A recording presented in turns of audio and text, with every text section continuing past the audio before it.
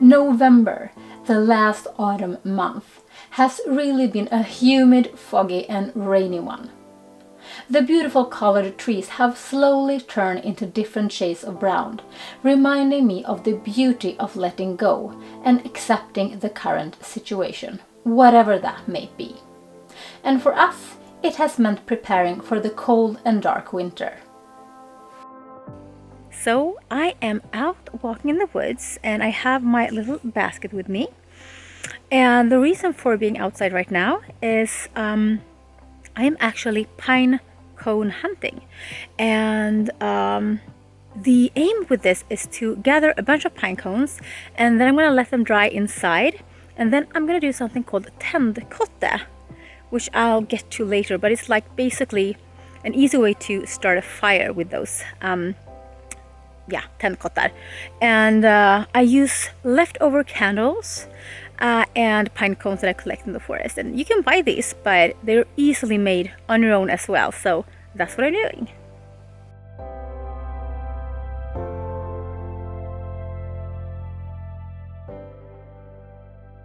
But as the weeks went by, nature also blessed us with some sunny and cold days, which was very welcomed. We also got the yearly supply of wood delivered to our house.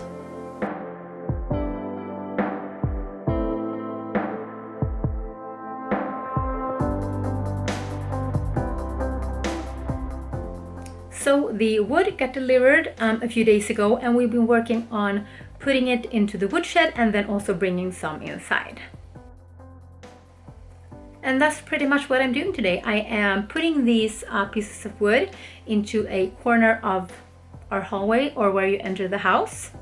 And I'm also organizing the smaller part. And it is to make it easier to light a fire in the fireplace when it's cold, dark, and you're kind of tired.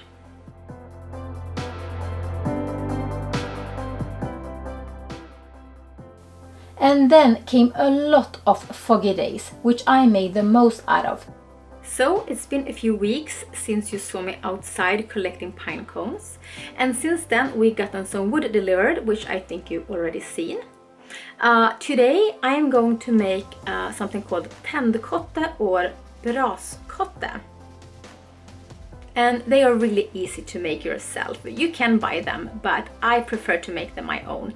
I just use leftover candles and these dried pine cones. The pine cones are dipped in the melted candles and I let them dry and then I dip them again so they are coated twice. And then they're done. And because the pine cone is coated with this, the candle wax, they will burn more intensely and longer than if they weren't coated.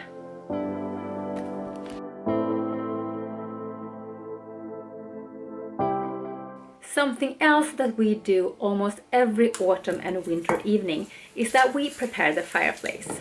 And the reason for that is when you wake up during winter mornings, it is pitch black outside and often really, really cold indoors. And you don't want to struggle with lighting the fireplace. And we know from experience, preparing it the night before, it will be easier to light it up and then just sit in front of the fireplace and have a cozy and slow morning.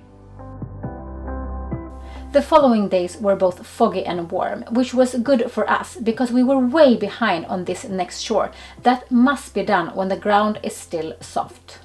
So today we are going to try and put out like these reflex markers things. I'm not sure what the English word is actually, but so that you when winter comes and it's snowy, you can see where the road ends, so to speak, so you won't drive out into the ditch or into the farmers' fields. This is done pretty fast, and the next day we took care of the windows that needs to be prepared for the winter. So today, Habi and I, we are going to work a little bit in preparing the hallway or where you enter the house. It's called hall in Swedish. We're going to prepare the windows for winter. And what we're doing is we're putting back the inner parts of the window. This is something that we remove for summer, but now when it's autumn and winter is coming, we are putting them back. And our house is built in like 1920, 1930, between that period or in that period. And these windows are old, and hence we're gonna use old methods as well. And the cotton padding thing that you see, that is mostly like aesthetical. That's the aesthetic old way that you did. But the strips, the sticky strips, those are, we use them so that the inner parts of the window won't fall out again once it's in place. And yeah, that's like today's winter preparation activity. Something that should not be forgotten when talking about the winter season and preparing for that is, of course, clothes. And for me and for us, we try to separate our summer clothes from our autumn and winter clothes. And when summer is here, I remove all my winter clothes from my wardrobe because they take a lot of space, and then I bring them back for winter. And I do think there's a lot of misconceptions. I see this in the comment sections. And I want to make one thing clear. When you see me or other people, vloggers in Sweden, wearing knitted sweaters without jackets in our winter videos, I can guarantee you that this is not just a single sweater that we put on and then run out into the cold. We have most times several layers of clothing under the knitted sweaters, and that is the same when we have dresses in maybe late spring, winter or autumn. The best way to keep warm is actually layering up. The best way is not to have a thin sweater and then a thick jacket over that, because you cannot remove any clothing. And it's not a good thing if you start moving and become sweaty and then remove the thick jacket, leaving you with only a thin base layer. What you should think about instead is layering up from the beginning with, for example, a base layer like I'm wearing now, then another layer on top of that, and then maybe a third layer and a fourth layer, and then a jacket, of course, depending on how cold it is. And I'm not gonna go into detail into the specifics about how to dress during winter time. There's a lot to say about that. Let me know if you want me to go into further details about that.